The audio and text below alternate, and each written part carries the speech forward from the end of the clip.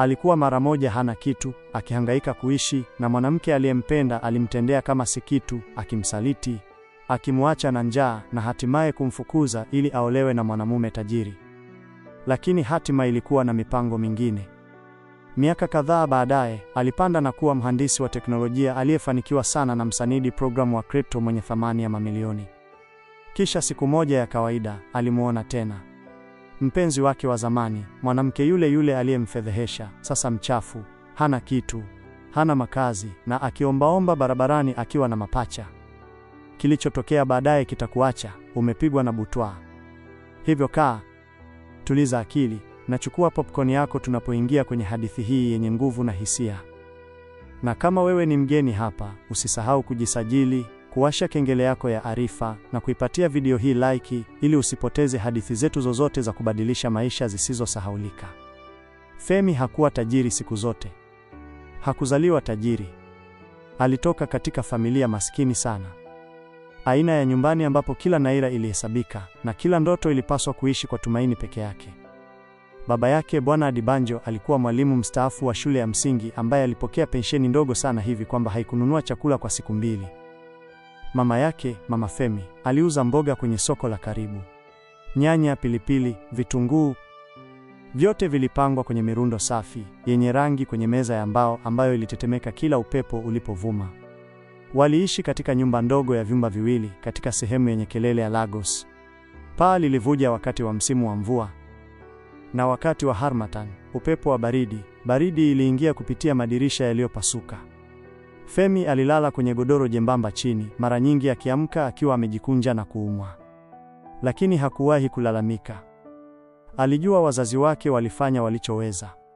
Kuanzia umri mdogo, Femi alielewa kwamba maisha yalikuwa uwanja wa vita. Alijifunza kudhibiti njaa, kunyoosha kidogo walichokuwa nacho, na kupata furaha katika ushindi mdogo, kama vile baba yake aliporudi nyumbani na suya, nyama choma siku ya malipo, au wakati mwenye nyumba hakugonga mlango wa kodi mwezi huo. Mafanikio makubwa ya Femi yalikuja alipopata uandikishaji katika chuo kikuu cha Lagos kusomea sayansi ya kompyuta. Kwa familia yake ilikuwa wakati wa kiburi, lakini pia mzigo mpya wa kifedha. Wazazi wake waliuza baadhi ya mali zao kulipa ada zake za mwaka wa kwanza, na Mama Femi aliongeza masaa yake sokoni ili tu amtumie pesa za chakula. Wakati wanafunzi wenzake wengi walivaa nguo za hivi karibuni za wabunifu na kwenda kwenye karamu kila wikendi, Femi alivaa jozi moja ya suruali ya jeans kwa miaka mingi, akiiosha mara kwa mara hivi kwamba rangi ilififia.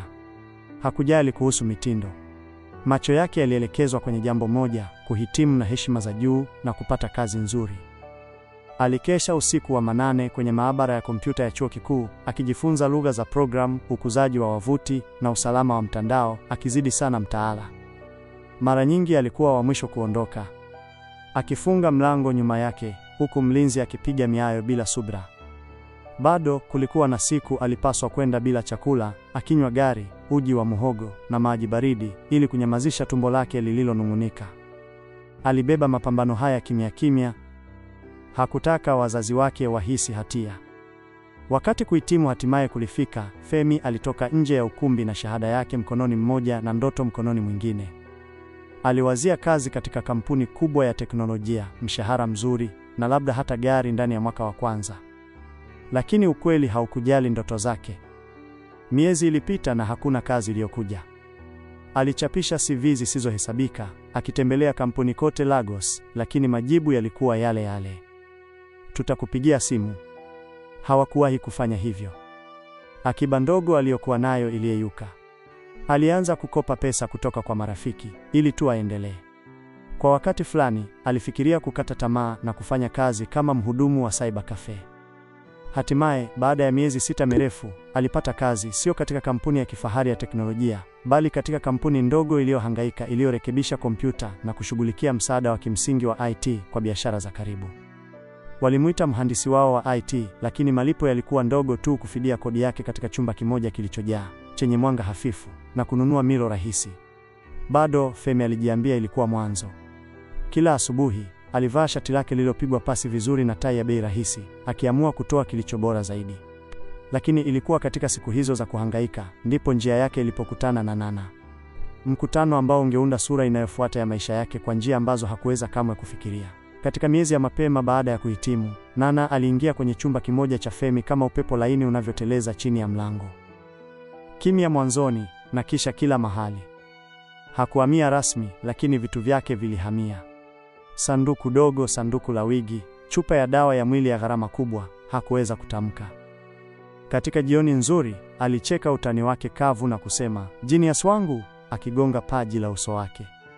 Katika jioni mbaya, alichunguza chumba, akakunja uso kwa rangi inayochubuka na kuhema kwa uzito wa mtu ambaye aliamini anastahili zaidi. Kazi ya Femi ililipa tu vya kutosha kumfanya mwenye nyumba awe na adabu. Aliamka kabla ya alfajiri, akapiga pasi mashati yale mawili na kuelekea kwenye kituo cha basi na begi lake la kompyuta. Alikuwa aina ya mwanamume aliyefanya mapambano yaonekane nadhifu. Nana, wakati huo huo, alikuwa kati ya mambo, kama alivyoita. "Ninapima chaguzi," angesema, akisogeza kwenye simu yake, akipaka lip gloss kwenye kioo kidogo wakati ameketi kwenye godoro lake la povu. "Siwezi kuchukua kazi yoyote tu. Nilikwenda shule." Mwanzoni alipika jollof ambayo ilinyoosha kwa siku 2, supu ya bamia ambayo ilifanya siku ihisi laini. Alimngojea karibu na dirisha na kukimbilia mlangoni aliposikia ufunguo wake. Wangela pamoja, magoti yakigusa, wakizungumza juu ya nyumba ya baadaye huko Surulere na balkoni na mapazia ambayo yalitingirika kama muziki. Siku moja Femi angenong'ona. Alitabasamu na kusema siku moja. Lakini siku moja haikulipa wigi. Siku moja haikubadilisha skrini yake ya iPhone iliyopasuka. Siku moja haikuweza kuhifadhi Uber ili kumuona rafiki yake huko Leki. Polepole joto ndani ya Nana lilianza kulinganisha.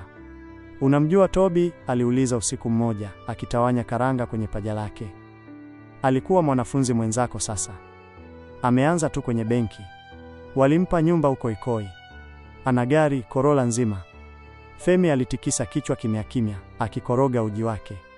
"Vizuri kwake. Njia yangu mwenyewe itafunguka. Njia yako inahitaji kufanya haraka," alisema, nusu utani, nusu onyo. "Siwezi kuendelea kula ndoto." Milinganisho iliongezeka. Kulikuwa na Toby kila wakati. Femi ambaye sio Femi, jamaa aliye na gari, jamaa aliye na kazi iliyosikika kama inakuja na lifti, na mpokeaji ambaye alitabasamu kwa meno yake yote. Femi alibeba kwa uvumilivu, kama mwanamume anavyobeba ndoo yenye ufa. Kwa uangalifu, akitumaini hakuna maji yatakayomwagika. Ufa wa kwanza wa kweli ulionekana Alhamisi. Jenereta ya kampuni ilikuwa imejikohoa kwenye hasira, hivyo bosi aliwaambia kila mtu aende nyumbani. Femi alichukua Danfo, basi ndogo, katikati ya njia, kisha akatembea sehemu iliyobaki, akiepuka madimbwi yaliyoachwa na mvua ya mchana iliyokuwa mkaidi. Alipanga mshangao mdogo. Suya kutoka kwa stendi ya barabarani, sehemu ya ziada, pilipili iliyofungwa kwenye karatasi kama siri. Alifikiria furaha ya Nana, jinsi alivyosema, "Mtoto wangu anapofanya jambo la kufikiria." Mlango haukufungwa. Alisikia kicheko kwanza. Kina cha kiume, vizuri sana katika chumba ambacho hakikuwa chake. Kisha sauti ya Nana, laini na ya kucheza katika rejista ambayo hakuitumia tena naye. Femi alisimama pale, mafuta ya suya yakipasha joto kupitia karatasi kwenye kiganja chake, na moyo wake ulikumbuka jinsi ya kupiga masikioni mwake. Alisukuma mlango. Mwanamume akiwa amevalia polo safi saa, ikiangaza manukato yenye sauti kubwa, alikuwa ameketi kwenye ukingo wa kitanda cha Femi. Wigi la Nana lilikuwa limeondolewa. Nywele zake zilikuwa zimefungwa kwenye kitambaa alichovaa alipojisikia nyumbani. Mwanamume huyo aligeuka polepole, kwanza kero, kisha tabasamu lililosema hii itakuwa hadithi ambayo angesimulia mtu baadaye kwa ishara za mikono zilizokuzwa. "Oh," mwanamume huyo alisema. "Hukusema ndugu yako anakuja?" "Ondoka," Femi alisema, sauti imara, akijishangaza mwenyewe. Hakuwa mkatili, lakini maneno mengine huchukua mawe peke yao. Mwanamume huyo alisimama akitabasamu. "Kijana, tulia. Tulikuwa tunazungumza tu." "Kutoka," Femi alirudia. "Sasa." Mwanamume huyo alirekebisha mkanda wake, akamwingia Nana na kupita karibu na Femi, bega likisugua bega katika changamoto ya makusudi. Femi hakusita. Mwanamume huyo aliacha harufu nyuma kama tusi. Mlango ulipofungwa kwa kugonga, ukimya ulikuwa na makucha. Nana alianza kwanza. "Sio unachofikiria." "Nafikiria nini?" Aliangalia sakafu, kisha akamtazama, kisha akaangalia tena, sauti ghafla ndogo. "Nilihitaji pesa." Alikuwa akinisaidia. Femi aliweka suya kwenye meza kwa uangalifu uliohisi upuuzi. Kukusaidia vipi? Mambo madogo. Unajua sijakuwa nikifanya kazi. Kwa hivyo unamleta hapa. Unataka nimuone wapi tena? Alitupa mikono yake juu kisha akajizuia, akalainika. Baby, samahani. Tafadhali. Hakuna kilichotokea, na hapa. Femi alitaka kuamini. Alitaka kutoona pembe ambayo viatu vya mwanamume vilielekea kitanda. Jinsi kitambaa cha Nana kilikaa kilichopotoka kama mikono iliyoharakisha ilimvuta. Alitaka kuandika upya dakika 5 zilizopita kuwa kitu chenye heshima. Alifungua mdomo wake, akafungua tena. Kwa nini hukuniambia ulihitaji chochote? Ningepata njia. Hilo ndilo tatizo, alisema, machozi yakifika kwa wakati. Wewe husema utapata njia, lakini njia haiji kamwe. Nilihitaji kurekebisha simu yangu. Nilihitaji, unajua, kuonekana vizuri kwa mahojiano. Huwezi hata kunipa usafiri wakati mwingine. Alinama dhidi ya ukuta na kuteleza chini hadi alipoketi kwenye sakafu baridi. Kwa hivyo, hii ndiyo adhabu yangu ya kuwa maskini. Nana alimjia kwa magoti, machozi yakitiririka. Hapana, hapana, usiseme hivyo. Unajua nakupenda. Alichukua mikono yake, akaiweka. Nilikosea. Haitatokea tena. Na hapa kwa maisha ya mama yangu. Ahadi zilijaza chumba kama moshi. Alilia kimya kimya, kwa ukaidi, aibu na mwishowe, kwa sababu moyo wake ulikuwa umejifunza uvumilivu muda mrefu kabla ya kujifunza kiburi, alitikisa kichwa. Sawa, alisema. Ninakusamehe. Alitoa pumzi, akatetemeka, akaanguka dhidi ya bega lake. Asante, sitasahau hili. Wewe ni mwanamume mzuri. Kwa wiki 2, amani ilirudi kama mgeni mwenye haya. Nana alikuwa makini tena, akipika, akiwasha mishumaa, akivaa nguo yake ya Ankara aliyoipenda. Alimuita genius wangu na kuambia marafiki kwenye simu kwa sauti ya kutosha, ili asikie kwamba mwanamume wake alikuwa mfalme wa program karibu kutengenezwa. Femi alichukua njia ndefu za kurudi nyumbani, akiepuka njia za mkato zinazoelekea kwenye tamaa. Alizingatia kazi, akikaa usiku wa manane kusoma mifumo mipya, akijiambia kupandishwa cheo kutaongeza mapato yao. Lakini mto wa kulinganisha ulipata chaneli yake tena. Ilianza na ukatili mdogo. Ulipiga pasi shati hili, bado linaonekana baya. Au angalia jinsi Emmanuel anavyomtumia mpenzi wake pesa kila Ijumaa. Je, unajali hata kunihusu?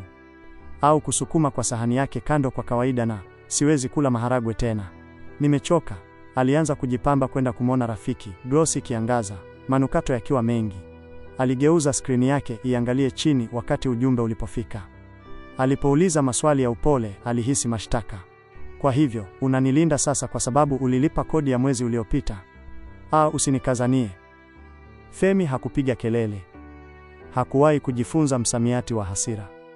Aliongea polepole, akitumaini upole unaweza kusaga kingo za maneno yake. Alinunua zawadi ndogo ndani ya bajeti yake ndogo. Pini za nywele, pete za bei rahisi, kadi za muda wa maongezi. Zilionekana ndogo zaidi siku aliyotaja iPhone ya rafiki au weekend kwenye hoteli huko Epe. Tutafika huko, angesema, pamoja. Alitabasamu kwa midomo yake tu.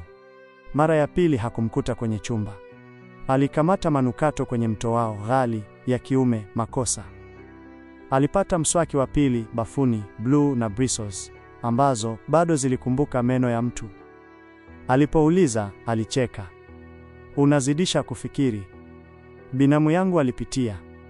Unajua mpenzi wa Sadik. Aliacha. Uongo haukuvaa vipodozi. Aliruhusu ipite na akajichukia mwenyewe baadaye kimya. Femi alianza kuomba kwa muda mrefu. Sala hazikuwa za kifahari. Mungu, mpe kazi. Mpe hekima. Mpe kibali. Mpe moyo mzuri ambao sio mpumbavu. Aliomba msamaha kwa tumbo lake aliporuka chakula cha jioni kuokoa pesa. Na aliomba msamaha kwa moyo wake ulipoendelea kusukuma tumaini ndani ya mwili ambao ulikuwa umeanza kuhisi umechoka. Usiku mmoja, alirudi nyumbani na begi la vyakula alivyokuwa amevibishania bei kama shujaa. Mchele, nyanya za makopo, pakiti ndogo ya kuku. Nana alisimama mbele ya kioo akirekebisha wigi la blonde, mavazi yakimkumbatia umbo lake kama yalikuwa na mapenzi naye. Pete za dhahabu zilitetemeka alipogeuka. Alikuwa mzuri sana kwa njia ambayo ilifanya pumzi yake kuumiza.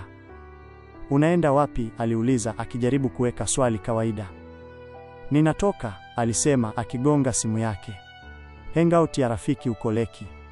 Rafiki gani? Alizungusha macho. Lazima umjue kila mtu. Umjui? Ye, alimkabili. Angalia Femi, usianze. Unajua sipendi msongo wa mawazo. Alimeza, akatikisa kichwa, akaweka vyakula chini.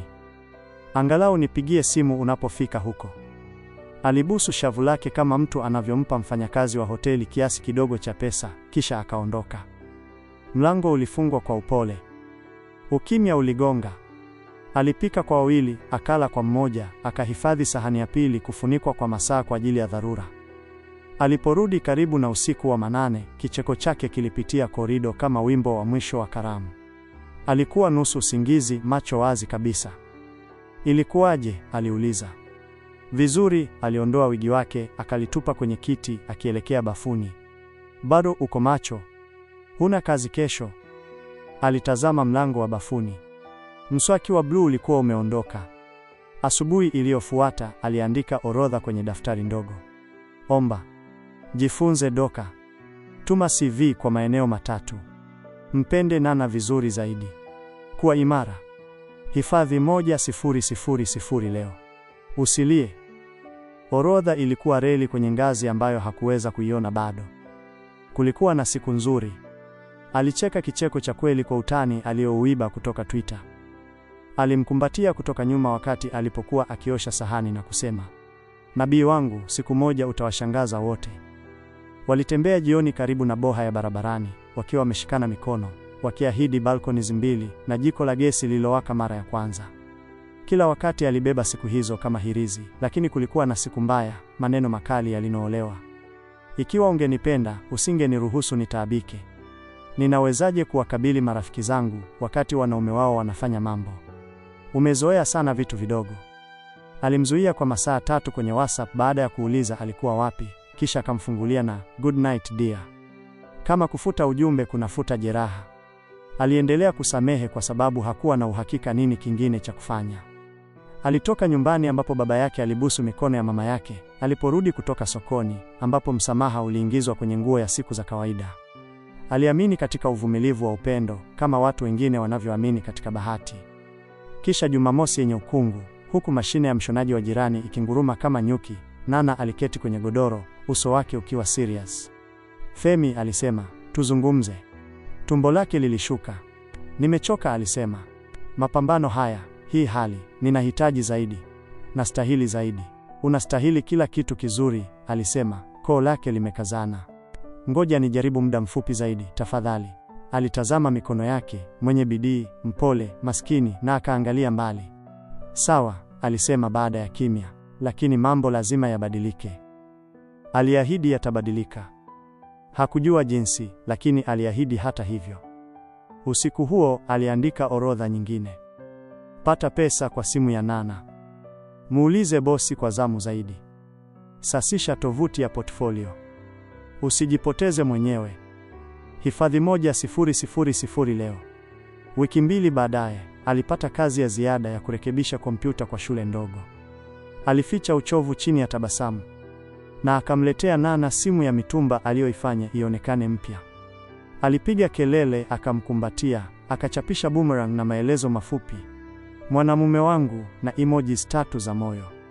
Alihisi kwa wakati mmoja mkali kama mfalme na taji la karatasi, ambalo kwa namna fulani lilikandamizwa.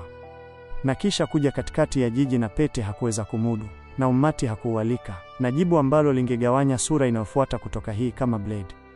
Lakini kabla ya fedheha hiyo ingekuja na kumfundisha lugha tofauti, kulikuwa na ukweli huu, mkaidi kama msongamano wa magari wa Lagos. Nana alikuwa tayari amevuka mstari zaidi ya mara moja, na alikuwa amechagua msamaha, akifunga maumivu yake kama shati, na kuiweka kwa upole kwenye rafu, akiamini upendo utafanya nafasi kwa hilo. Alilala usiku huo na maisha yake ya baadaye kigonga kwa upole katika chumba kinachofuata, akisubiri kuingizwa. Jua la Jumamosi lilimwagika kupitia mapazia yaliyofifia kwenye chumba cha Femi, likitoa mwanga kwenye kiti kimoja cha mbao, wardrobe yenye kutikisika, na nguo zilizofungwa kwa uangalifu kwenye kitanda chake. Alikuwa macho tangu alfajiri, akiangalia sanduku dogo la velvet kwenye kiganja chake, lile lililoshikilia tumaini lake lote. Ndani, pete ya fedha ya wastani ilipumzika, jiwe lake moja la cubic zirconia likikamata mwanga katika mwangaza wa aibu. Haikuwa sana. Kwa kweli, kwa mtu mwingine yoyote, inaweza kuonekana kama si kitu, lakini kwa Femi, ilikuwa kila kitu. Matokeo ya miezi 3 ya akiba iliyosimamiwa. Alichukua kazi za ziada za kukarabati baada ya kazi, aliruka milo, na hata aliuza laptop yake ya zamani ili kuongeza kwenye gharama. Yote kwa sababu aliamini kwamba leo ingebadilisha maisha yake. Aliwazia wakati huo, macho ya Nana yakiongezeka, mikono yake ikiruka kwenye mdomo wake, kishindo, ndiyo ya furaha ambayo yangefurika masikioni mwake milele. Alikuwa mwanamke aliyempenda. Licha ya makosa, licha ya nyakati ambazo zilivunjika karibu kumvunja, aliamini alikuwa na thamani. Na labda tu hii ingekuwa hatua ya mabadiliko. Femi alivaa kwa uangalifu katika shati lake jeupe safi zaidi, lile ambalo bado lilishikilia harufu nyepesi ya sabuni ya lavender ambayo mama yake alimtumia. Suruali yake ya jeans ilikuwa imefifia, lakini ilipigwa pasi na viatu vyake vyeusi vilionyesha kwa juhudi ya polishi ya bei rahisi. Alikutana na Nana kwenye mlango wa moja ya maduka makubwa yenye shughuli nyingi zaidi ya Lagos.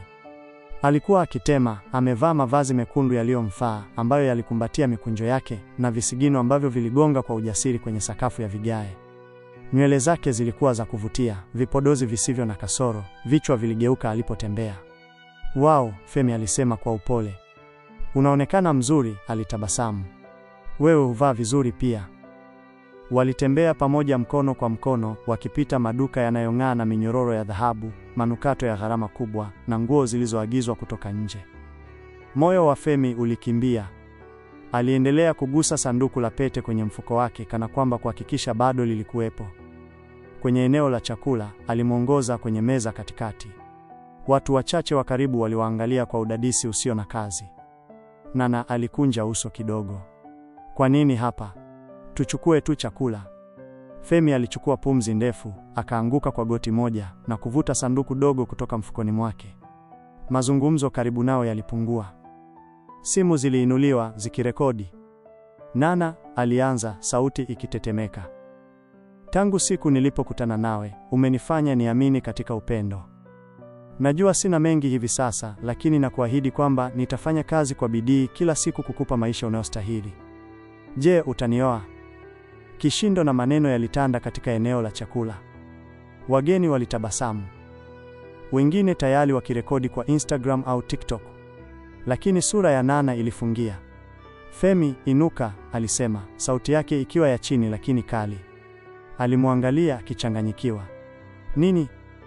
Huu sio wakati au mahali." "Ni sawa," alinong'ona. "Sema tu ndio." Sauti yake iliongezeka, na nayo joto la wakati huo. "Siwezi kukuolea Femi. Wewe ni mwanamume mzuri, lakini siwezi kuridhika na kidogo. Nahitaji mwanamume ambaye ana utulivu wa kifedha. Siwezi kuteseka katika nyumba ya baba yangu na kisha kuteseka tena katika nyumba ya mume wangu. Samahani."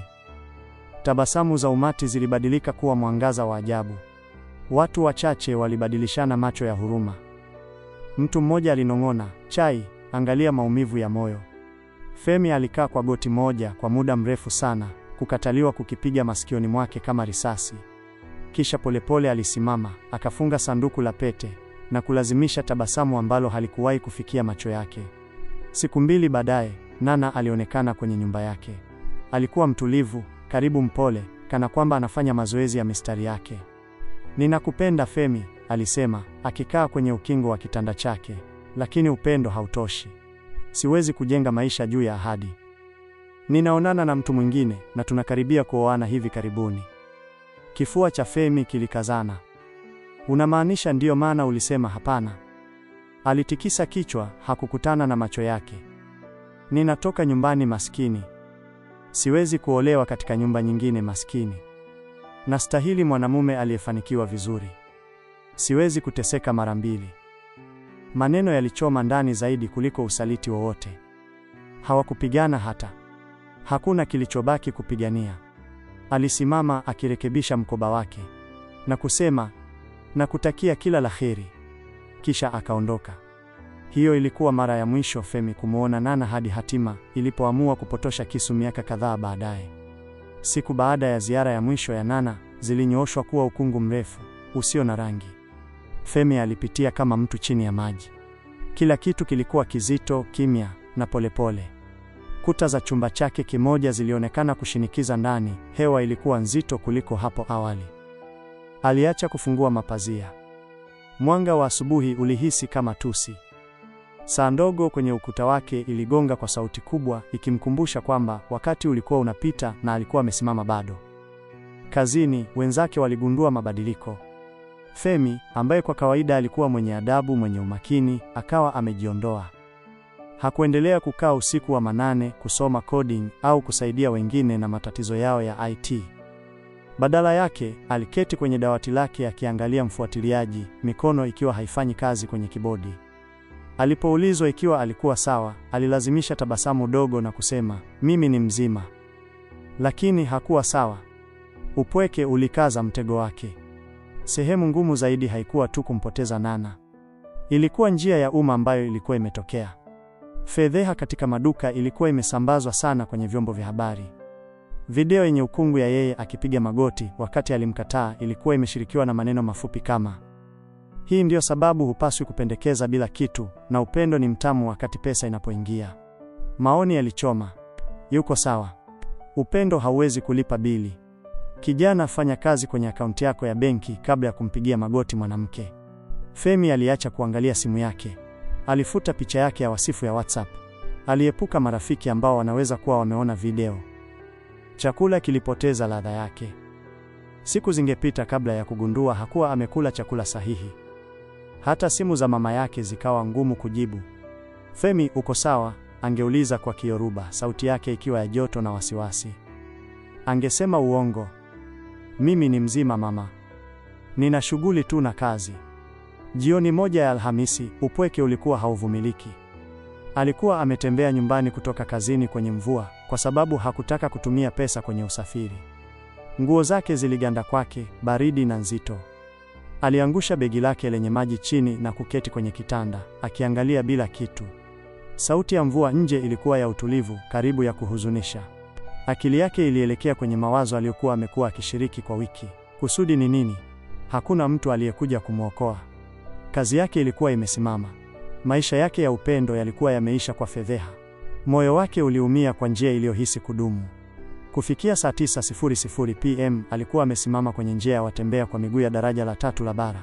Jiji lilinyoosha katika taa zinazong'aa pande zote mbili. Maji chini yalikuwa meusi na hayana utulivu. Magari yalipita kwa kasi, madereva wao hawakujua kijana huyo aliyekuwa kwenye ukingo. Alifikiria wazazi wake, jinsi wanaweza kukatishwa tamaa, au labda kufarijika kwamba mateso yake yalikuwa yamekwisha. Alifikiria maneno ya Nana, "Siwezi kuteseka mara mbili." Alifikiria nyuso katika umati kwenye maduka, huruma ya kimya machoni mwao. Hatua moja mbele na yote yangekuwa yamekwisha. "Kaka," sauti iliita. Femi aligeuka kidogo. Dereva wa teksi wa umri wa makamo, akiwa amevaa shati la kijani lililofifia, alisimama mita chache mbali akishikilia mwavuli. Mvua iligonga dhidi yake kwa upole. "Wewe uko sawa?" mwanamume huyo aliuliza, uso wake umejaa wasiwasi. Femi alijaribu kulazimisha tabasamu. "Mimi ni mzima." Mwanamume huyo alikaribia, akitikisa kichwa. "Hapana, hauko. Nimeona muonekano huu hapo awali. Kijana, hadithi yako haijaisha bado. Usiruhusu chaguo la mtu mwingine kuwa sababu unakata maisha yako." Koo la Femi lilifunga. Hakuna mtu aliyemwambia kitu kama hicho hapo awali. "Sikiliza," mwanamume huyo aliendelea, "kuna zaidi mbele kuliko unavyoweza kuona sasa. Unafikiri umefikia mwisho, lakini hii ni bendera tu barabarani. Nenda nyumbani. Kula kitu. Pumzika. Kesho utaanza tena." Maneno yalizama ndani, nzito na joto, yakikata ukungu katika kichwa chake. Femi alitikisa kichwa polepole, akarudi nyuma kutoka ukingoni na kutoa pumzi ndefu yenye kutetemeka. "Asante," alinong'ona. Mwanamume huyo alitabasamu kidogo. "Unapofanikiwa sana, kumbuka usiku wa leo. Na kumbuka kwamba Mungu bado ana jina lako katika kitabu chake." Usiku huo, Femi alitembea nyumbani chini ya mvua, nguo zake zililoa kabisa, lakini hatua zake zilihisi tofauti. Giza bado lilikuwepo, lakini sasa kulikuwa pia na uzi mwembamba, dhaifu wa tumaini. Hakuijua bado, lakini bendera barabarani ambayo dereva wa teksi alizungumza ilikuwa karibu zaidi kuliko alivyofikiria. Asubuhi iliyofuata, Femi aliamka kwa mwanga wa kijivu alfajiri ukichuja kupitia mapazia yake nyembamba. Nguo zake kutoka usiku uliopita bado zilizama kwenye rundo lenye unyevu chini, harufu ya mvua ikining'inia hewani. Kwa mara ya kwanza katika wiki, hakupinduka na kurudi kulala. Maneno ya dereva wa teksi bado yalipiga akilini mwake. Hadithi yako haijaisha bado. Hii ni bendera tu barabarani. Femi aliketi polepole. Mwili wake ulihisi nzito, lakini kulikuwa na kutetemeka kwa nishati ndani yake.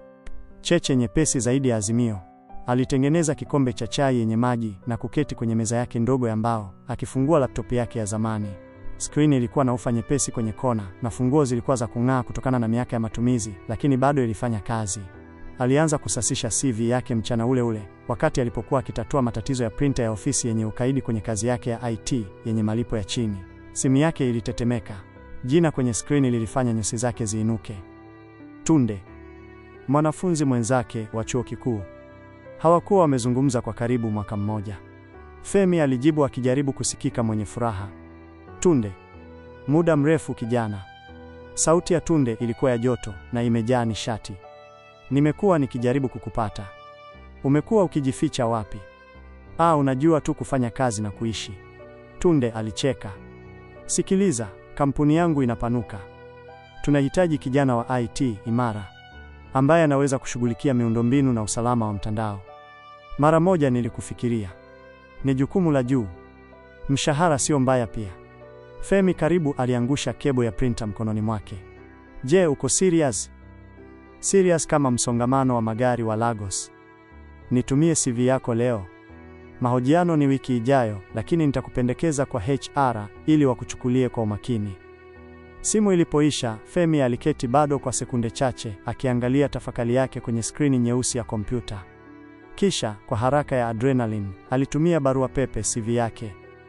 Wiki moja baadaye, Femi alisimama nje ya jengo la kioo lenye kuvutia la Skyline Tech Solutions, akirekebisha kola ya koti lake alilokopa.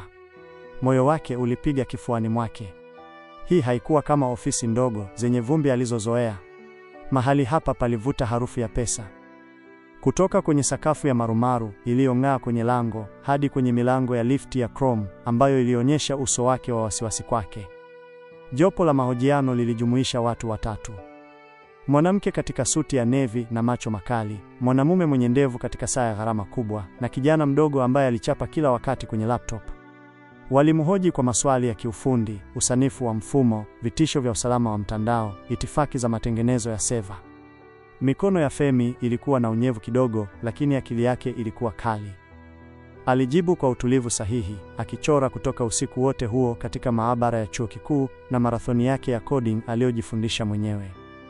Walipouliza kuhusu utatuzi wa shida, aliwaambia juu ya wakati alijenga kiraka kutoka mwanzo ambacho kilihifadhi kampuni yake ya awali kutokana na kupoteza data ya mteja. Mwanamume mwenye ndevu aliegemea nyuma na kutabasamu kidogo. Wakati alipoondoka kwenye jengo hilo, Femi alihisi utulivu wa ajabu. Hakuwa mkamilifu, lakini alijua alikuwa amewaonyesha thamani yake. Siku 3 baadaye, alipata simu. Bwana Adanjo, huyu ni HR kutoka Skyline Tech. Tumefurahi kukupa nafasi ya meneja wa IT. Mshahara wako wa kuanzia utakuwa $750,000 kwa mwezi na posho na faida.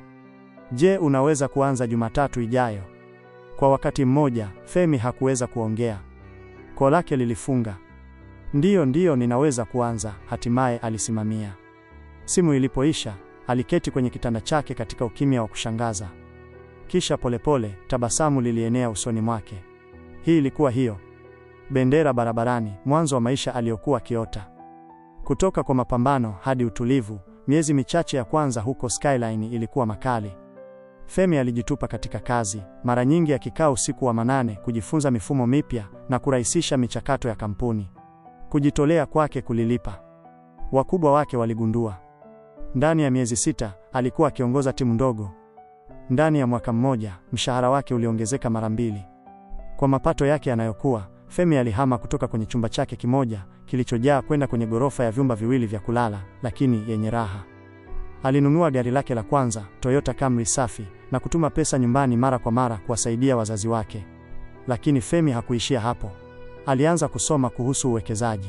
Wikendi zilitumika kuhudhuria semina za mali isiyohamishika na kusoma masoko ya mali. Kufikia mwaka wake wa pili huko Skyline, alikuwa amenunua kipande chake cha kwanza cha ardhi huko Lekki. Aliuza kwa faida miezi 6 baadaye. Kisha ikaja ardhi zaidi, kisha vyumba, kisha mali za kukodisha kwa muda mfupi. Kufikia mwaka wake wa 3, maisha ya Femi yalikuwa yamebadilika zaidi ya utambuzi. Sasa aliishi katika jumba la kifahari huko Lekki Phase 1, nyumba ya hadithi 2 na sakafu ya marumaru, balconies za kioo na bwawa la kibinafsi ambalo liling'aa chini ya jua la Lagos. Alikuwa anamiliki magari matatu, Mercedes Benz nyeusi iliyovutia ya GLE, Range Rover nyeupe na coupe ya michezo ambayo iligeuza vichwa popote alipoenda. Wardrobe yake ilijazwa na suti zilizopigwa na viatu vilivyoagizwa kutoka nje. Hata hivyo, kwa faraja yote, Femi alibaki mwenye nidhamu. Hakuwa amesahau jinsi ilivyohisi kuhesabu sarafu kununua mkate. Na ingawa sasa alichanganyika na mkurugenzi mtendaji na wawekezaji, alifanya mzunguko wake uwe mdogo. Lakini hatima haikuwa imeisha naye. Miaka 3 baada ya Nana kuondoka katika maisha yake, wangekutana tena. Sio kwenye maduka, sio katika chumba chake kimoja, bali kwenye barabara yenye vumbi ambapo meza za bahati zilikuwa zimegeuka kabisa. Ilikuwa Jumamosi ya jioni kali huko Lagos, aina ambayo ilifanya hewa ihisi nzito na kunata. Femi alikuwa amemaliza tu chakula cha mchana cha haraka kwenye mgahawa maarufu wa chakula cha haraka huko Victoria Island. Alikuwa amevaa kawaida, shati nyeupe ya polo, suruali ya jeans nyeusi, miwani ya jua imeketi usoni mwake, lakini kila kitu kumhusu kilionyesha utajiri wa utulivu. Mercedes Benz nyeusi ya GLE iliyokuwa imeegeshwa nje iling'aa kwenye jua, chrome yake iliyong'aa ikikamata macho ya wapita njia. Alitoka nje kwenye barabara yenye shughuli, akirekebisha saa yake alipoelekea kwenye gari lake. Akili yake ilikuwa tayari kwenye mkutano wake ujao na mteja anayetarajiwa wa mali isiyohamishika. Lakini alipokaribia mlango wa dereva, kitu kilivuta umakini wake. Sauti nyepesi iliyochoka ikipiga kelele kwa wageni, "Tafadhali nisaidie kulisha watoto wangu. Chochote ulichonacho, tafadhali." Aligeuka. Hatua chache tu mbali karibu na lami iliyopasuka ambapo jua la mchana lilipiga bila huruma, aliketi mwanamke na watoto wawili wadogo mapacha kila upande wake. Watoto, si zaidi ya miaka 3, walivaa nguo zisizofanana na hawakuwa na viatu. Nywele zao zilikuwa zisizo na mpangilio, nyuso zao zimejaa uchafu. Mmoja alining'inia kwenye leso ya mwanamke. Mwingine aliketi bila kazi, akifuatilia maumbo kwenye vumbi. Mwanamke mwenyewe. Femi alifungia. Haiwezekani. Kichwa chake kilikuwa kimeinama, akilinda uso wake chini ya kitambaa kilichofifia. Nguo zake zilikuwa zimevaliwa na slippers zake zilikuwa zikishikilia tu pamoja. Lakini kulikuwa na kitu kuhusu mkao wake, kavu ya taya yake, sauti. "Nana." Kichwa cha mwanamke kiliinuka. Macho yake, mara moja kali na yamejaa ujasiri, yalikuwa yamezama, yamezungukwa na uchovu. Ngozi yake ilikuwa imepoteza mwangaza wake, midomo yake imekauka na kupasuka. Lakini hakukuwa na makosa. Kwa wakati mmoja, hakuna aliyeongea. Hewa kati yao ilikuwa nzito na mshtuko na aibu. "Wewe unaonekana mzuri sana Femi," alisema mwishowe, sauti yake ikiwa ndogo na ikitetemeka. Femi aliondoa miwani yake ya jua polepole, akifunua macho ambayo hayakuwa na hasira, bali mshangao wa utulivu. "Na wewe unaonekana mbaya sana Nana. Kilichokupata ni nini?" Aliangalia mbali, akifumba macho haraka. "Mimi sijui hata wapi kuanzia." "Jaribu," Femi alisema, sauti yake ikiwa tulivu lakini imara. Sauti yake ilipasuka alipoongea. "Baada ya kukuacha, niliolewa na Kola, mwanamume niliyemwambia. Aliniahidi ulimwengu, nyumba kubwa, mbaya, kwa safari za nje ya nchi. Na kwa muda, nilikuwa na yote. Nilifikiri nilikuwa nimefanya chaguo sahihi." Alimeza kwa nguvu, vidole vyake vikikaza kwenye mtoto karibu naye. Lakini miaka 2 baadaye, kila kitu kilianguka. Kola alikamatwa kwa udanganyifu wa mtandao. EFCC walikuja. Walichukua kila kitu. Magari, nyumba, akaunti, yote yamekwenda kwa wiki moja. Nilibaki na chochote. Na Kola bado yuko gerezani. Midomo yake ilitetemeka. Ilinibidi nihamie kwenye chumba kidogo huko Aja. Hakuna kazi, hakuna familia ya kunisaidia. Mapacha, ndo sababu yangu pekee ya kuamka. ninatoka hapa kila siku kuomba ili tuweze kula. Wakati mwingine tunalala kwa matumbo matupu. Femi alisimama kimya kimya, kelele za barabara zikififia nyuma. Inuka, alisema mwishowe. Alisita. Nini? Inuka, Nana. Leta watoto. Unakuja nami. Macho yake yalipanuka, tuhuma zikitetemeka. Baada ya yote niliyokufanyia, bado ungenisaidia? Silipi uovu kwa uovu, alijibu. Twende. Alikusanya mapacha, mmoja kwenye kila kiuno, na kumfuata kwenye Mercedes nyeusi yenye kuvutia. Walipokaa ndani, aliangalia viti vya ngozi, harufu ya polishi safi, na koloni ya gharama kubwa ikijaza hewa. Hili ni gari lako? Aliuliza kwa upole. Moja wapo, Femi alisema tu, akianza injini. Safari ya kwenda nyumbani kwake ilikuwa ya kimya isipokuwa kwa mlio wa kiyoyozi. Nana aliendelea kuangalia nje ya dirisha, labda akijaribu kuwazia aina ya maisha aliyoishi sasa. Walipoingia kwenye nyumba yake yenye geti, mlinzi alisimama kwa tahadhari, akimsalimia. Malango marefu meusi yalifunguka, yakifunua jumba jeupe lililoenea na balconies za kioo, lawns zilizotunzwa vizuri, na bwawa la kuogelea linalong'aa chini ya jua la Lagos. Magari ya kifahari yaling'aa kwenye driveway. Nana alibuna kimya kimya. Magoti yake yalijisikia dhaifu alipotoka nje, akishikilia mikono ya mapacha. Hapa ndipo unapoishi, alinong'ona. Ndiyo, Femi alisema, akitembea mbele kuelekea mlango wa mbele. Ndani, hewa ilikuwa baridi na yenye harufu ya vanila. Sakafu za marumaru zilizong'aa zilionyesha mwangaza laini wa chandeliers. Watumishi walihama kimya kimya nyuma. Femi aligeukia mmoja wa maids. Muonyeshe Madam Nana chumba cha wageni, mpe nguo safi, na uandae bafu kwa ajili yake na watoto, na umwambie mpishi awafanyie kitu cha kujaza. Nusu saa baadaye, Nana alitoka kwenye chumba cha wageni, nywele zake zikiwa zimeoshwa na kufungwa vizuri, amevaa mavazi rahisi lakini safi. Mapacha, sasa wakiwa katika nguo safi, walionekana karibu wasitambulike kutoka kwa watoto wenye vumbi barabarani.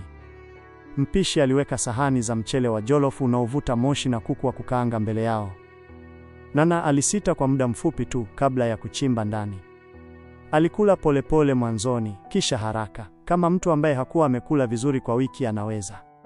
Femi aliketi kando yake, akitazama kimya kimya wakati sahani zilikuwa tupu. Tupu. Nana aliketi chini uma wake na kumtazama. Sauti yake ilikuwa ya chini, karibu kuvunjika. Femi, samahani kwa kila kitu nilichokufanyia, kwa jinsi nilivyokutendea. Nilifikiri nilikuwa nafanya chaguo sahihi, lakini ninaona sasa nilikuwa nimekosea. Tafadhali nisamehe. Femi aliegemea nyuma kwenye kiti chake. Nilikusamehe muda mrefu uliopita.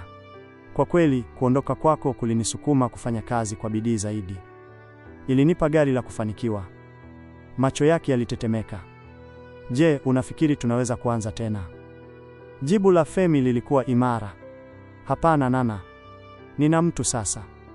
Mwanamke ambaye alisimama nami wakati sikuwa na chochote. Siwezi kumsaliti. Usiku huo, Nana alilala macho katika faraja ya kitanda cha wageni, akitazama dari. Hakuwahi kufikiria angemaliza hapa, katika nyumba ya mwanamume aliyewahi kumkataa, sio kama mke wake, bali kama mgeni mwenye uhitaji. Na ndani kabisa, majuto yalimgonga kama wimbi lisilokoma. Mwanga wa jua la asubuhi ulitoka kupitia madirisha marefu ya kioo ya jumba la Femi, kuosha sakafu nyeupe za marumaru katika dhahabu. Nana aliamka katika kitanda cha wageni cha kifahari, shuka laini kigeni dhidi ya ngozi yake. Kwa wakati mfupi wa ndoto, alifikiria hii ilikuwa maisha yake. Kuamka katika jumba la Femi kila siku, mapacha wake wakicheza kwenye bustani, asubuhi yake imefungwa katika faraja badala ya vumbi na joto. Lakini ukweli uligonga wakati kugonga laini kulikuja mlangoni.